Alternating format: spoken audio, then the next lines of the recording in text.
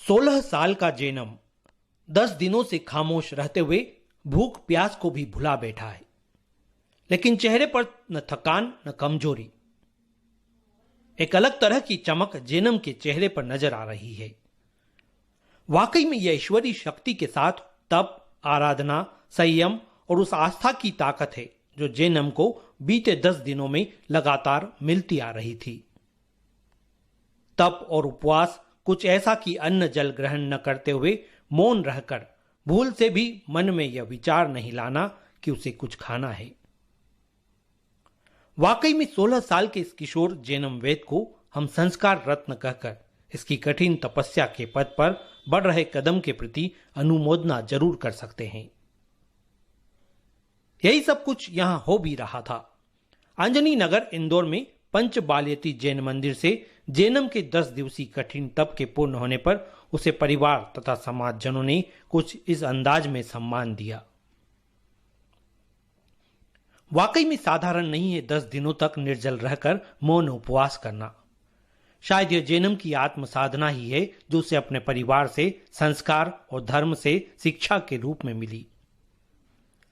परिवार के लोग बताते हैं कि जेनम खाकरोड़ वाला परिवार का संस्कारी बालक है और यह संस्कार दादा फूलचंद जी से मिले, जिनका पड़पोता होने का गौरव भी इसे प्राप्त है।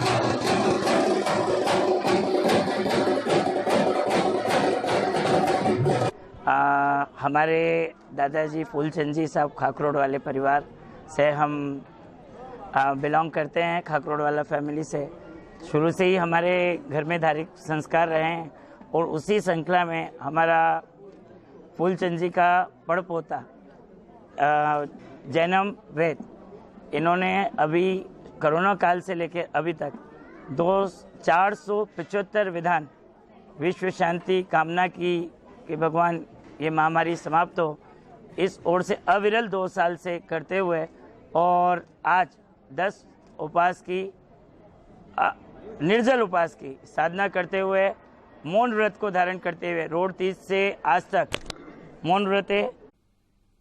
समाज के सक्रिय युवा महावीर जैन कहते हैं कि आज का युवा जहां गलत रास्तों पर चलकर विभिन्न व्यसनों का आदी होता जा रहा है, ऐसे में जैनम द्वारा धर्म के रास्ते पर चलकर परिवार समाज में मिले संस्कारों के जरिए सिर्फ जैन ही नहीं बल्कि आम युवाओं को भी प्रेरणा दी जा रही है।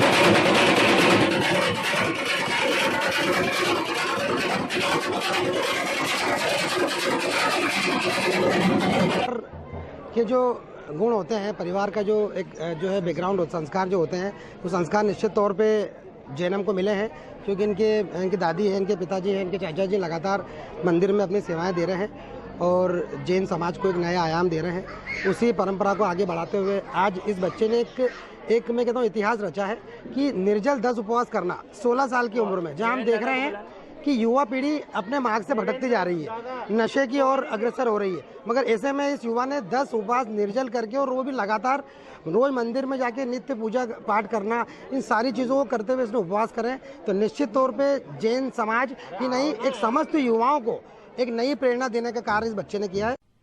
अपनी इस कठिन तपस्या को सफल रूप से पूरी करने के बाद जैनम उच्च शिक्षा के लिए अपने कदम विदेश की धरती पर रखने जा रहा है। परिजन बताते हैं कि वर्ल्ड की 33 टॉप यूनिवर्सिटी में अप्लाई किया और सभी दूर से उसे एडमिशन के ऑफर आ गए। जैनम ने ऐसे में ऑस्ट्रेलिया की डेनमार्क यूनिवर्सिटी से उच्च शिक्षा हासिल करने का निर्णय लिया।